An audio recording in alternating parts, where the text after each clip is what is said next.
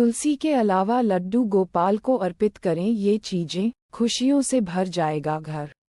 लड्डू गोपाल भगवान कृष्ण का बाल स्वरूप है और उनकी सेवा भी एक बच्चे की तरह ही की जाती है। माना जाता है कि भगवान लड्डू गोपाल को पूजा के दौरान तुलसी और मंजरी अर्पित करने से वह प्रसन्न होते हैं और साधक पर अपनी कृपा बनाए रखते हैं।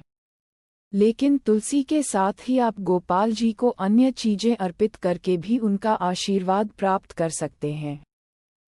भगवान कृष्ण के बाल स्वरूप की है लड्डू गोपाल। घर के सदस्य की तरह ही की जाती है लड्डू गोपाल की सेवा।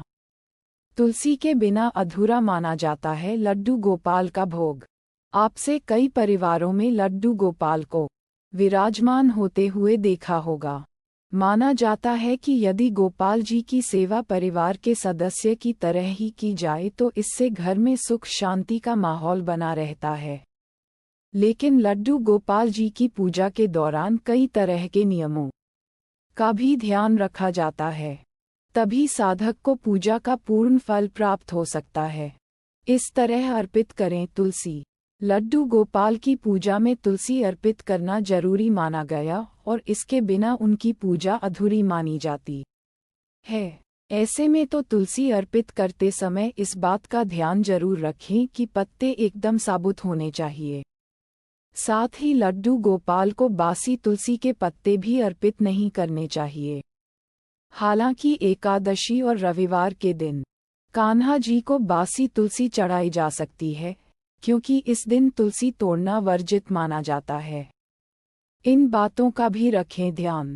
भगवान कृष्ण की तरह ही उनके बाल स्वरूप लड्डू गोपाल को भी श्रृंगार बहुत प्रिय माना गया है। ऐसे में स्नान करवाने के बाद लड्डू गोपाल जी को चंदन का तिलक लगाकर आभूषण आदि जरूर पहनाने चाहिए। साथ ही उनके श्रृंगार में मोर पंख और बांसुरी भी शामिल करें, क्योंकि इनके बिना लड्डू गोपाल का श्रृंगार अधूरा माना जाता है। जरूर लगाएं ये भोग। लड्डू गोपाल जी को माखन मिश्री बहुत प्रिय मानी गई है। ऐसे में आप उन्हें भोग के रूप में माखन मिश्री चढ़ा सकते हैं। वहीं अगर आप अलग अलग दिन लड्डू गोपाल को अलग अलग भोग अर्पित करते हैं तो इससे आपको विशेष कृपा की प्राप्ति हो सकती है। ऐसे में आप लड्डू, खीर और हलवे आदि का प्रसाद भी चढ़ा सकते हैं। अस्वीकरण: इस लेख में बताए गए उपाय, लाभ, सलाह और कथन केवल सामान्य सूचना के लिए हैं।